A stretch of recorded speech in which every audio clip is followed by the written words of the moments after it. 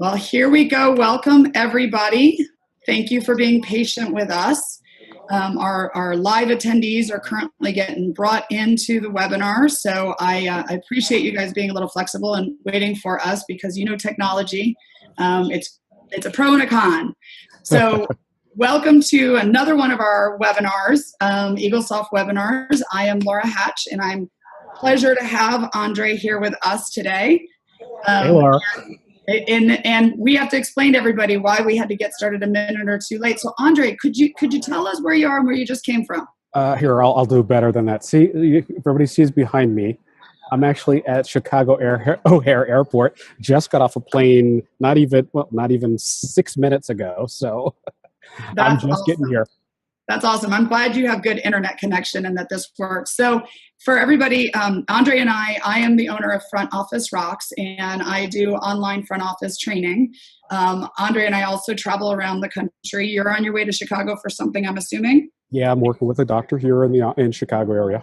Okay, great. And I just got home last night. I was with Smiles at Sea on a dental cruise. So my voice is kind of struggling because I was speaking on a cruise and having a little bit of fun.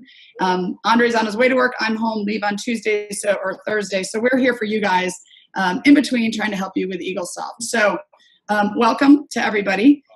This is our live version right now of Eaglesoft. We're going to, each one of these webinars, Andre and I work together about trying to help you in the office implement Eaglesoft, learn more about it, learn the tips and tricks. I'm all about training, helping your dental front office teams become front office rock stars. And Andre, tell us just a little bit about you and why I have you on here helping us with Eaglesoft. I run the largest Eaglesoft Facebook group that there is. And I'm just devoted to the software, but I go around the country teaching people how to get the most out of the software and out of their practices using the software. So that's my daily life, running the crew process. That's great. And so the reason Andre and I do this is he goes in office, he helps offices with Eaglesoft. I help offices with how to implement things, how to get better in the front office or the whole team. And we together want to give you some, access and free access to learning more. So today we're going to talk about service codes and quick picks. We're gonna go on his computer so he can show you some things. For those that are live with us today, there's a chat feature on the right-hand side. So when I give the control over to Andre, we're going to go to his screen, and then I'm going to be monitoring your chats. And I will ask questions to Andre along the way. So if it pertains to something he's in, so we can all learn. If there's a question that comes across that, we didn't have time to get to, or we're kind of, it's not in that area now, Andre and I will make sure we get an answer for you. And then at the end, we'll let you know how to get connected with us because we want to be here to help you any way we can in the front office. So what we'll do, like I said, is Andre will take over here and please ask questions. I'll monitor them and ask them to Andre. We'll go 45 minutes-ish to an hour. And so, Andre, do you want to go ahead and I'm going to stop sharing? Yep. So let's do that. Pass it over. And I know they want to see what we look like, but I'm going to turn off our videos too, and we'll just let you show us Eaglesoft. So if you want to do that too. Yep. All right. Let's see. Where's my video? There we go. Stop video. Okay. Cool. Gotta love technology. I know. So if everybody can see my screen, what we're going to start with is actually the front office because there's a lot more there that we need to work on, which is under List and Service Codes. We're going to go through the better use of the service codes, how you can set them up. I know we have a lot of Eaglesoft users who were previously SoftNet users who are used to being able to do things like point 1, point 2, point 3 after a service code. That's not something you can do in Eaglesoft. Eaglesoft stays with the traditional ADA setup of a letter, an alpha, so we put an alpha, and then 4 numerics. So let's go to our list. Let's put up just the first on our list, which is the D0120. So everything starts with a service code, and that service code is the internal way that you're going to be able to search for your code. The second code is the ADA code. So you'll see in my list, and we're going to show you some things later on, where I've changed the service code. I've changed the internal code, but what bills to the insurance company is the ADA code, and that's what should be. And I can tell you, I fought with an office recently where they thought that they could leave this as a 00120, and that the insurance company would just switch it over. And I said, yeah, the insurance company will do that, but it's going to slow your claim down. It's going to put it to paper, and it's going to take 2 weeks to process your claim because some manual person at the insurance company is going to have to change it for you. So we want to make sure that we have the true ADA codes. And just so you know, the ADA for 2019 will have some changes, big changes in the area of night guards. There's going to be some clarification of the code. So be aware, January 1, there are going to be some codes. And if you don't get them changed, you're going to get some denials January 2nd, 2019. So let's start with that. So ADA code, and then the display abbreviation is actually what shows up on the quick pick buttons when we get to that part, and also what shows up when we schedule this procedure. So if I schedule a D120, I'm going to have P exam show up on my screen. Now, this is a great way for offices to be able to clarify on a recall visit, is this a periodic exam? Is this a initial exam? And you've got 4 digits to try to make that happen. So you could put just exam here. I like putting P exam. All right. Now, I also will set up some codes where this might be a periodontal exam. So maybe that does need to be changed. So, and the other thing I want you guys to look at is, I'm going to move that to the side. If you notice here that all my exams don't say exam, they say evaluation. The ADA changed that years ago. So we don't do exams in the dental field anymore. We do evaluations. So your exams need to be updated, and you need to make sure that you're clarifying that you're actually doing evaluations and not exams. Wow, that's interesting. I didn't actually even know that. So we should go into all the exam codes and change it to evaluation. Yeah, and see what happens is when the ADA updates their codes, Eaglesoft will send you what's new, but it doesn't change the existing codes that you have. So if you've had a code in there since you started with Eaglesoft 20 years ago, it hasn't updated. The description hasn't updated. The nomenclature hasn't updated. And what I like to do is I actually go in and I actually clarify it as much as possible so that the people in the back aren't choosing the wrong codes. Typically, they don't know the codes as well as the front does. So what happens is I want to make sure that the codes are really, really clear. So this says evaluation periodic oral established. And then if you look down here, evaluation limited, focused, emergency, And it doesn't matter what you name them because, like I said, 90% of the people out there using Eaglesoft don't have the correct nomenclature anyway. So don't worry about what you're naming it. Make it so that it works for you. Okay, great. All right. The next part down is the description, obviously. And then the next part is the category of services that are going to be how it's classified for your insurance processing. We're going to talk about that in a minute because that's something that really will help you when it comes to estimation of insurance.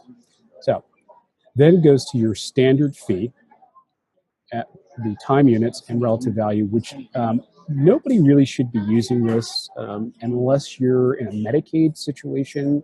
You work for an office that works with the tribal health, Indian reservation. But most of this time units and relative value has no bearing in what we do in a normal GP office, quote unquote. What does it change, or why is it in there? What is it? It's for calculation purposes. Relative value is every procedure code has a value. The value of the 120 code is 1. And the value of, say, a crown, 2750, is 24.17. I mean, this is just my Rain Man. I know these numbers off the top of my head. But so it takes 24.17 times longer to do a crown than it does to do an exam. Oh, got it. That's the relative value of that procedure.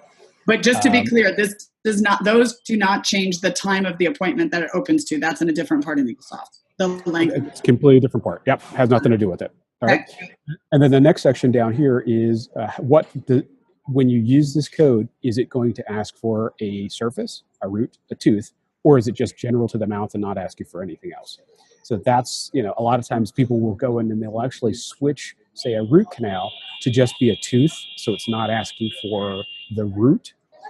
But that will change the way that the drawing works long-term in Eaglesoft. So you have to be careful what you choose just to make it convenient. A lot of times people will choose mouth for a denture because they're like, well, I shouldn't have to choose a tooth for a denture. It's a denture. But it does make a difference. If you don't use a tooth, it will not delete it from the charting. So can you just give us examples? So surface would be fillings. Surface would be fillings because it's going to ask you for what surface is it. Root's going to ask you, is it a distal root, a mesial root, or is it a single root? Okay. The tooth is going to ask you for the tooth number, and the mouth won't ask you for anything. Okay. All right. I think that's huge because I know that when I was missing the drawing, what the different options are, this is really powerful. So, okay. Yep. And like I said, a lot of times it's done for convenience because they're like, I'm tired of being bugged for a root, but it does make a difference long term. All right. Then the bottom part, is this a taxable service? I mean, a lot of things like take-home whitening and things like that are taxable services depending on the state you're in. So, is it a taxable service? And if so, Eaglesoft will process it as a taxable service. It'll actually add the taxes to it. The next part down is, do we submit this to insurance? So I'm going to show you some situations where you don't submit it to insurance. So imagine something like diagnostic models, and you want to post that to the ledger. Well, you don't want that necessarily to go to the insurance company, so you can uncheck that box, and that will not generate a claim for that particular service. Which is, so examples I'm thinking of, right, is if you're charting things like a toothbrush or whitening trays or something, you would unclick that so it doesn't show as an insurance claim. Perfect. Yep. Perfect example. Yep. Okay. And even like if you make a code up for if the doctor does a remake of a restoration, it's a great way to make sure that it won't go to insurance. And that's important because if you've got a lot of claims that show they're outstanding to insurance, but they're codes like this, then it messes up your insurance report. So you want to make sure that you're unclicking that if it's not an insurance. Definitely. Yep. And like I always try to tell people, you can make up more codes, any code you want. So don't make it so that you're reliant on remembering to uncheck that in the walkout process. Make yourself a new code if you're going to, if you have a code you use all the time. We have a question about the taxable service before you move on. If it's checked, that taxable service, will it add tax every time this code is used automatically? Yes, it will. Yep, okay. Based on the preferences, and I'll show you where that is. Let me just OK out of this one and show you. It's under File and Preferences, and there, I think it's on the Accounting tab. Yeah, here, if you have a tax rate in there, it will automatically add that tax rate to that code. Perfect. Yep. Glad I remember where that was. I know, right? You're on the spot. They said, awesome, thank you. So they're glad they know that. So let's get back into our periodic exam. Okay.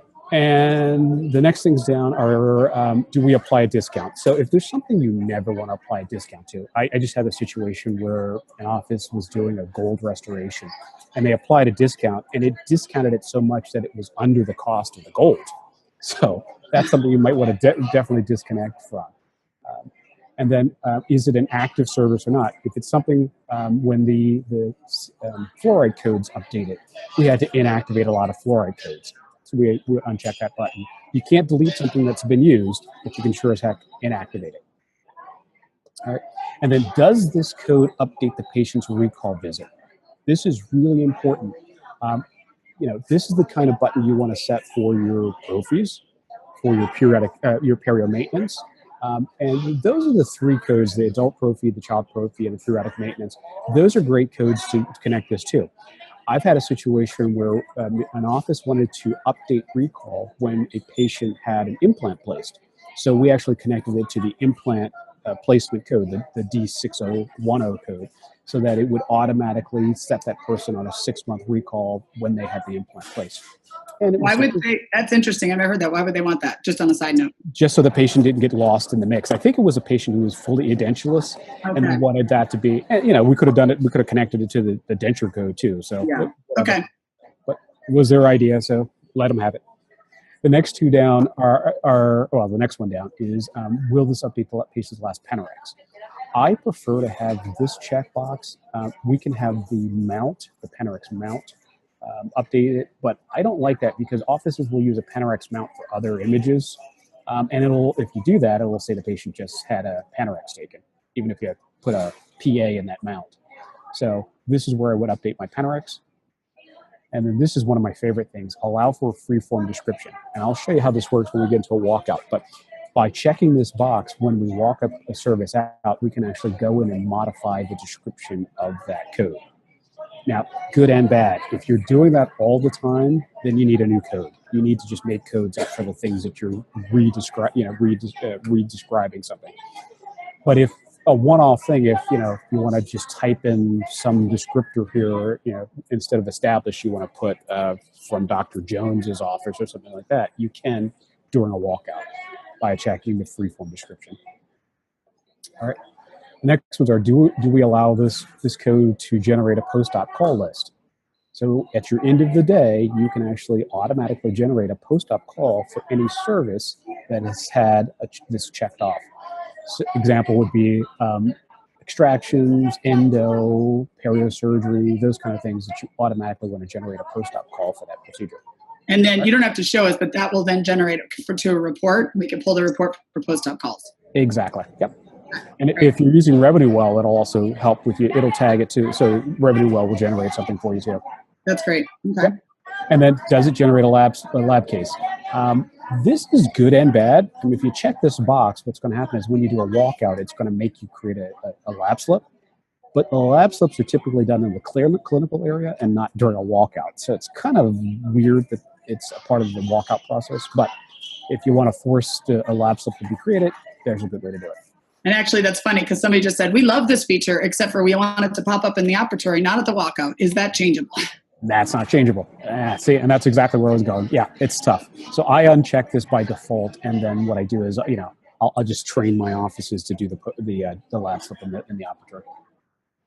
Okay, and that's funny. One of the list of things that people are asking about is lab tracking, because I've tried to make this work in the office too. And when you're doing a walkout, half the time we just click past it, and then we have all these lab cases that aren't tracked correctly. So it's great. It's a poorly placed idea, but I get why they did it, but it's just not a good idea for me. Is it something that they potentially would change in the future? I know that they always ask for feedback from the users. I can't say, but my thought is no, because not enough people use Lab Tracker to be squeaky wheels. Okay. So yeah, that's where I come from on that one. Okay. All right, and then go back to where we said about the Panorex. Here's the update the last bite wings, and then update the last FMX. Same idea. Excellent.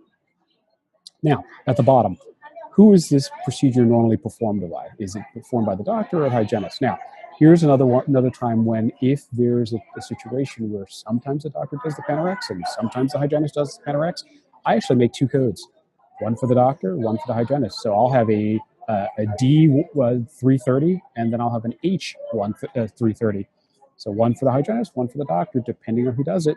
If you're finding that in the walkout, it's slowing you down by having to figure out who did this procedure, might as well just create the codes for that. And people are cheering for you in the background, Andre. I know, that's pretty cool. Just so everybody knows, if you've joined us late, he's helping us out, but he's doing it from the Chicago O'Hare Airport. So sorry for the noise in the background. So just to be clear, what you just said about that, because I actually love that. I didn't even think to do that before. So for example, if the doctor does a prophy versus the hygienist does a prophy, you're saying two separate codes. That way we know which one to pull from so they get the credit for the treatment. Exactly. Yep. Yeah, I'll do that for a lot of things. Even like if I have a specialist in the office. So imagine we have a GP and an endodontist in the same office. I'll actually set up a separate code because typically they charge two different fees. I'll actually set up a D3330 for the GP, and then I'll do an S3330 for the specialist, which will have a higher fee. But that way I'll know I'll never have to worry about if it's getting posted to the wrong provider or the wrong fee. Okay. So I just want everybody to know that my office had this issue for a long time, and we called in. We had specialists and general dentists, and I've called Eaglesoft multiple times. I knew there was a workaround, and this is the first time I'm figuring out the workaround. So, Andre, you were amazing. You guys should really pay attention to this because that was a great workaround.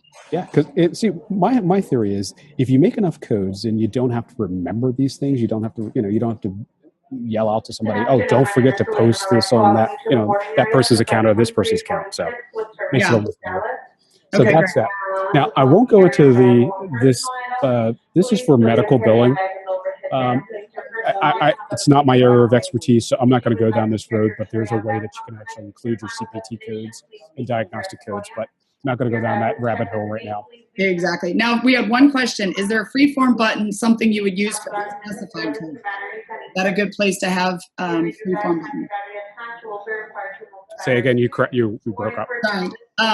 Can you mute the noise in the background while he's talking? Well, the background is behind him, so no, we really can't do that. Sorry, guys. Yep. Is the Freeform button something you could use for unspecified codes? Yes, it should be on all of your 999 codes. It should be set for all your 999 codes. Let's do this.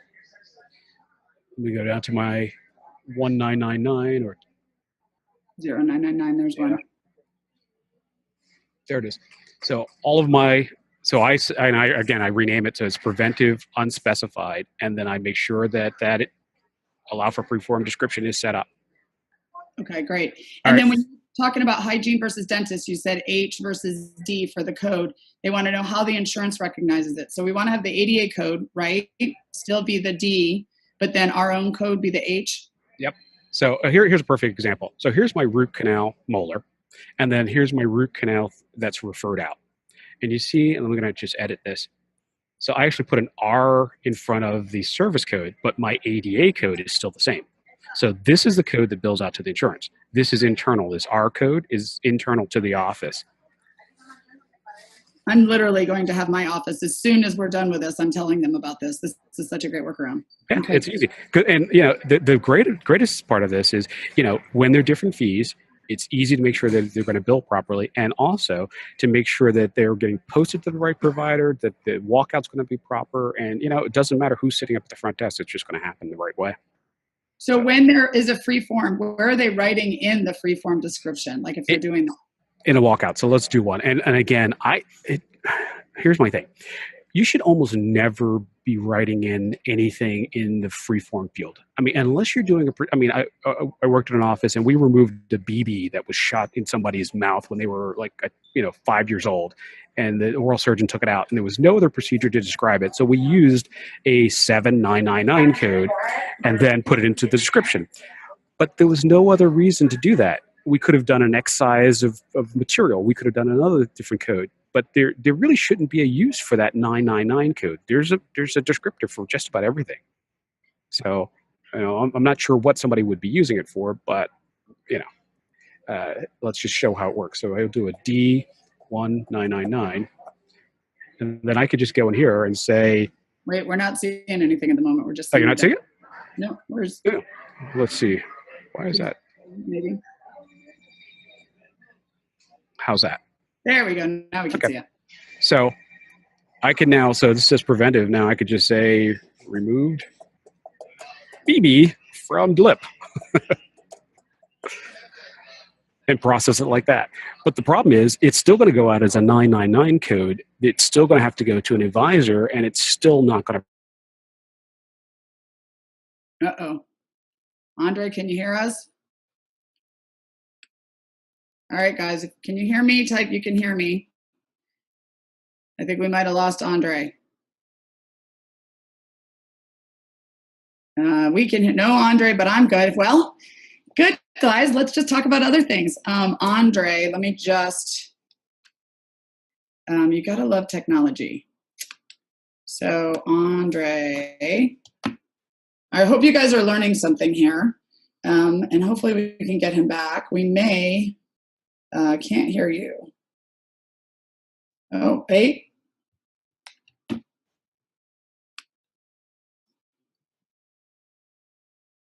All right, Andre, are you there now?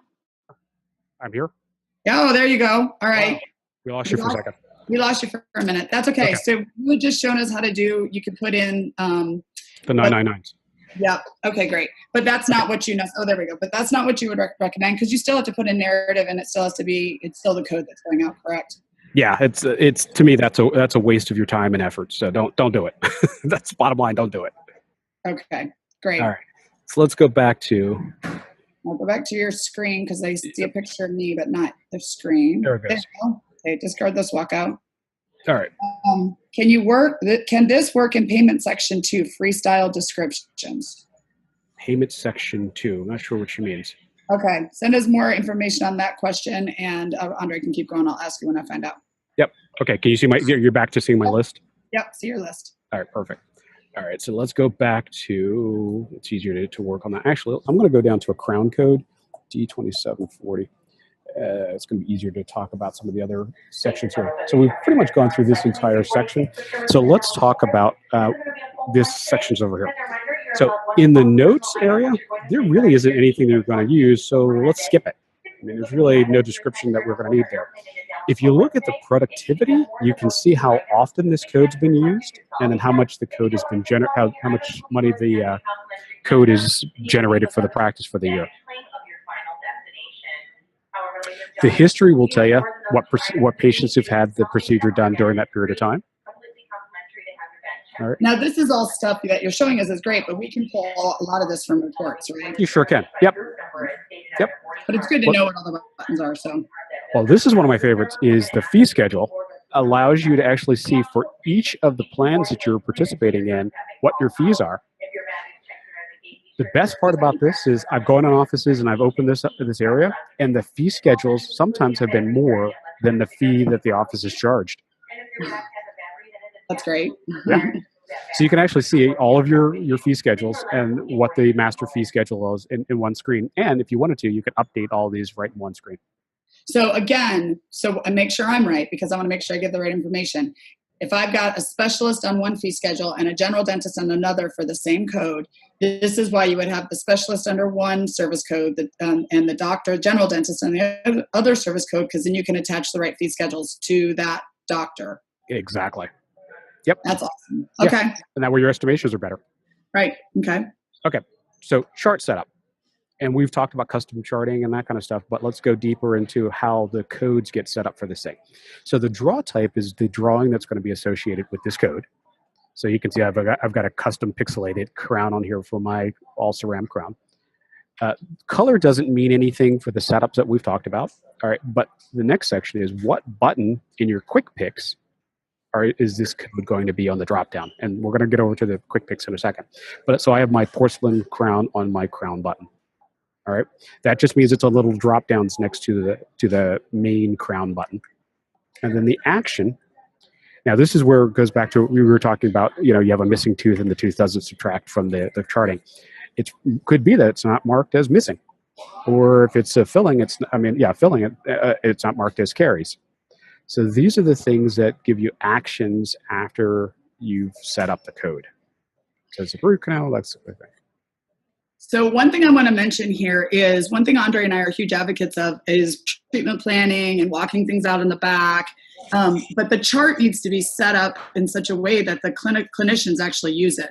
And knowing this and making sure the buttons are under the right group and that they can get to it easily will make your clinicians use it more, because it'll make their life easier. So understanding this part, and again, we're just showing you overviews. There's a lot of training Eaglesoft offers that you can go in and really learn this section. But knowing this will help you set up the chart to get your clinicians to use the procedures correctly. You're right on track. Yep. Preaching to the choir here, right? You're right. All right. So for the next section, I'm going to jump out of here and I'm going to go to our root canal code.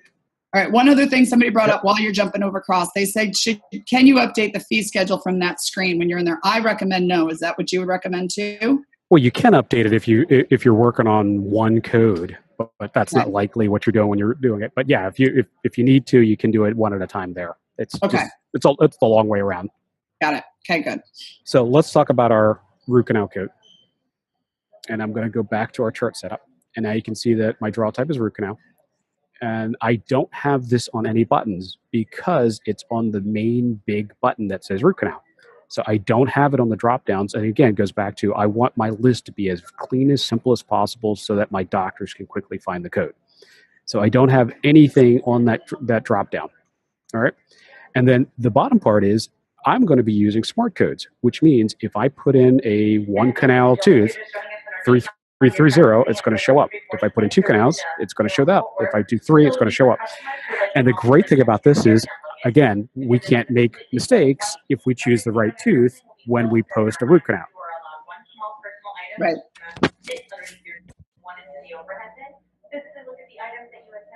All right. I'm going to jump over to my chart. I muted you while this person was talking. So. We're learning about overhead bins to put their stuff in the overhead bin, and their I other. know. I could do this announcement. Yeah, exactly right. We've been on the planes enough. So let's open up my chart. All right. Actually, here, let me open up somebody who I know has nothing in their chart. And while you're doing this, for those of us who are live, we actually appreciate you're doing this in the middle of O'Hare because we took time out of our day to be here. So I know that this isn't the easiest for you, but we appreciate it. Oh, it's easy for me. It's terrible for the people around me. Yeah, right. Good thing you're not working in real patient charts. We'd have a HIPAA problem. This is true. So let's click on a tooth and see my root canal button. So it says, you're not seeing my pop-up? Okay, hold on. Let me get the pop-up to share. How's that? There we go. Now we see it. Okay, so here's my root canal button. And you can see right there it says for an anterior root canal, but I'm clicked on a posterior tooth. If I click that button, the smart codes give me a molar because of the way we had it set up at the front. So I don't need to have 3 buttons or 3 drop downs for root canal. So it won't close. Somehow or another. Somewhere in there. Yeah, I think it has something to do with the share. Okay, let's see. Can you see it now? Yep, perfect. Okay. That's what it was. It got locked in. Okay. So if you can look at my drop down, I don't have any of my root canal codes showing here. All right. All I have is the big button for anything. So anterior, click, anterior. Premolar or bicuspid comes up. And then there is my molar. Same button, 3 different procedure codes. That's great. So with these, just to kind of explain again, in case because I love this too, and my doctors used to say, they would walk out the wrong code or they would treatment plan the wrong code. So the more we understand what you're going through, the better it's going to be not walking out the wrong code. So the main button is the name of the main code, and then that will change if you do a smart code based off of the number of surfaces, the number of roots, posterior, anterior. Or you click down and anything under root canal on that little triangle so you guys can decide through the way he just showed us how to get that list the way you want it. Correct, Andre? Correct. Yep. Now, the only thing it won't work on is your anterior and posterior composites. Okay. Yeah, All that right. has to be separate. You're right. And that's why I do separate codes there. And now I've actually gone a step further, and I actually have a bicuspid. All right, because what I found is that I actually create another code for bicuspids, and you can see it's an A2391. What I did is I created a bicuspid code so that, when it comes to estimated insurance, sometimes they cover anteriors different than they cover bicuspids, then they cover molars. So is there a list of codes that you recommend that are smart code procedures versus not smart code? So for example, surfaces on a filling versus anterior posterior. Do you have a way that they would know? Or well, there's a whole list in the Facebook group and on my website for all of these what I call admin codes. Okay. Yep.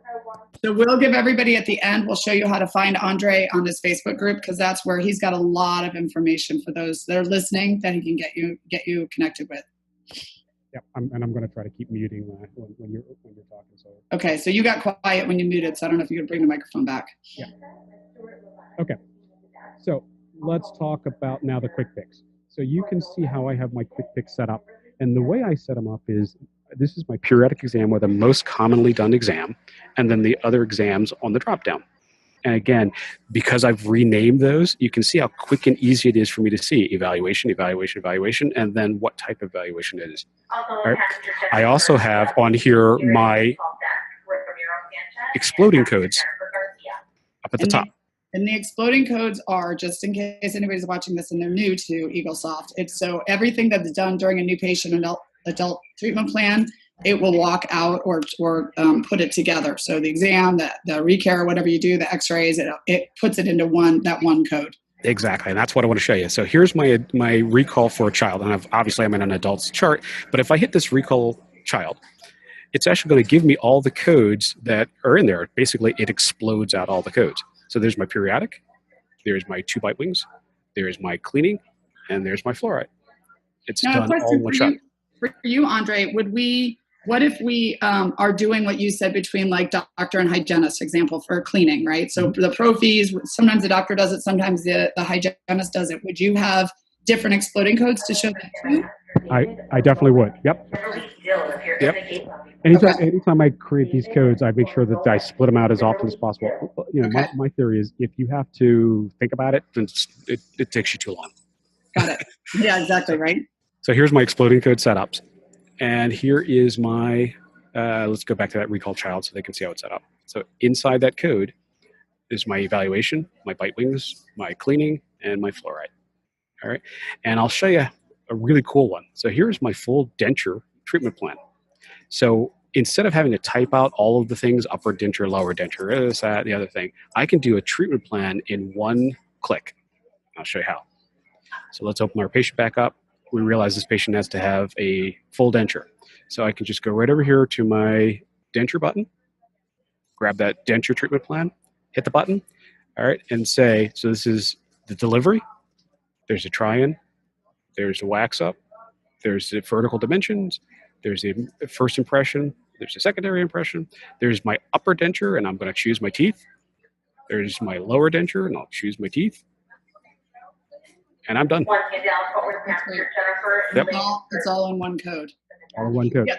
And make sure I'm right on this. For those who are, I don't train on Eaglesoft like Andre does, so it's been a bit since I've been there. But also for like walking out things, like I know some offices like to make sure they walk out that they did an oral cancer screening or home health, consultation with a patient. You could put that in the exploding code so it will walk out with that on their receipt, correct?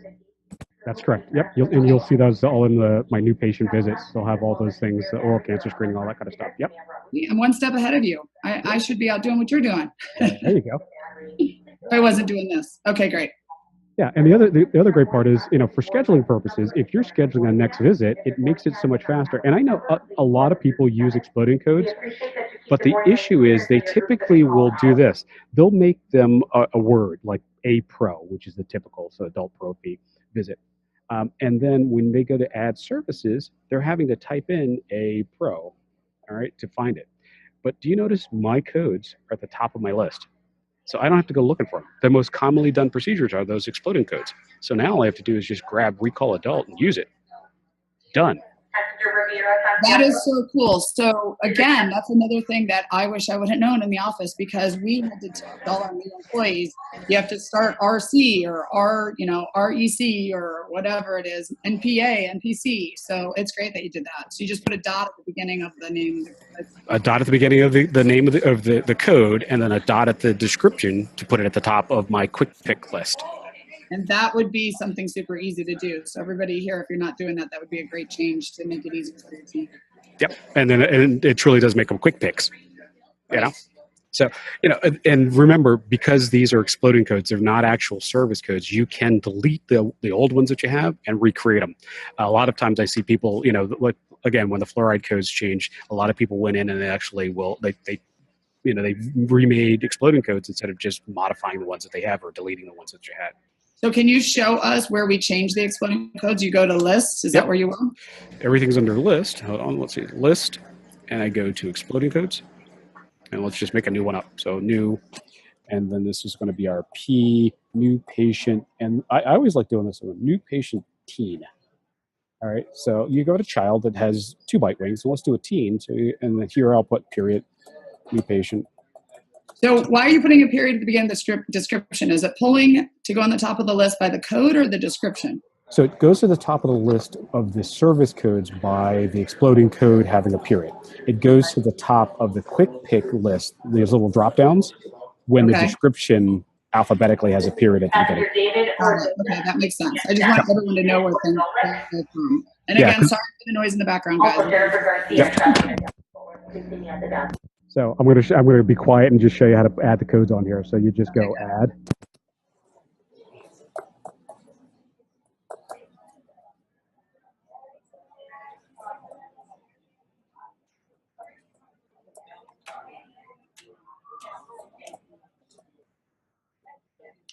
And display abbreviation, where would that show up if we'd filled that in? So the display abbreviation is what would either show up on the schedule or on the quick pick. If you made an exploding code your quick pick, it would show up there, but that's not typical, so I never put anything in there. Okay. But what I will do is I would put this button on my Profi Adult button. Got it. There. And again, so I'll close out of that, go back to my chart. Come on, there it goes. Can you see that chart? Yep, we can see it. Perfect. So on my drop down, there is my new patient team right there on the list. That's great. So again, for the team, front office, when you're watching this, or whoever watches this, this is where you can get with your, if things are being walked out in the back incorrectly, if they can't find it easily, if they're coming to ask you for codes, if we're having to do a lot of change. Learning this way to make sure that things go into the quick buttons and they're easy for the clinicians to find is going to really help change, making a lot of mistakes and changes later. So. Yep. And one of the things I get, this question comes up all the time is, I got so many things on my list and I don't even really use them. What do I do about that? And I say, you really need to go in here, just get rid of the things you're not going to use. If you're never going to do stainless steel crowns, get rid of them. Does it come if a trainer comes in or you just bought Eaglesoft, it comes already kind of pre-populated the way they thought you would use it, right? But you're saying we definitely should go in there and customize it to work for our practices. And I think that's what he's saying, even though I think we might have lost him. So it looks like it broke out again. So actually, because of time anyway, I'm going to do this, and I'm going to go back to my desktop because I was about to call it anyway. So we've had some really great questions. So I want to thank everybody for those questions. As you guys know, Andre and I are both here to help you with your training, with learning Eaglesoft and learning the things we need to be doing in the front office. So again, I'm Laura from Front Office Rocks, and we put these webinars are free to you. They're going to be on the YouTube channel, on our YouTube channel, plus we also have them for our clients in Front Office Rocks. If you're interested in learning more about Front Office Rocks, we do online training. Just go to frontofficerocks.com. And we are also traveling around the country. We have an event coming up this Friday in Kansas City, and in December we do live dental training in Dallas. So if you're watching this and it's live, please reach out to us if you're in the Midwest and want to come meet me on Friday in Kansas City and learn all day. Or if you're going to be in Texas, reach out to us for that. Our website, our training is online, available to you 24/7, video training, short 10-minute videos that anybody on the team can watch. And then for those of you that are here that are interested, if you're not already in the group right now, go over to Facebook, or when when your doctor knows that you're doing it, and get involved in Andre's Eaglesoft Field Guide group. It is the fastest growing, largest Eaglesoft group. I refer everyone to this group. He not only tells us how to do things, but he writes step-by-step how-tos that you can refer back to. It's great for training. It's great for asking questions. So Andre is a great resource to us and for us, so we really appreciate it. So get involved with Andre's group. And then we will be doing another webinar, an Eaglesoft webinar in about a month. We're looking at new ideas, so you'll get a survey at the end of this. Some of the questions that we still have to address that we're going to do in upcoming webinars are insurance-related questions.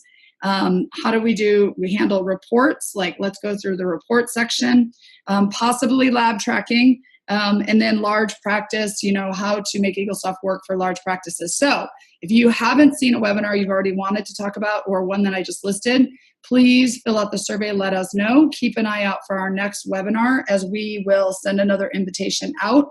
We had almost 200 people register for this, so I'm super excited about it. So again, sorry for the technical issues that we had. Thank you to Andre for sitting down in the middle of O'Hare Airport and doing this training for us. I think it was valuable. I learned 2 major things during this. And thank you for everyone for joining us. And we will see you next time. If you have any questions, reach out to me at Front Office Rocks, or get involved in Andre's group. And have a great day, everybody. Thank you for joining us.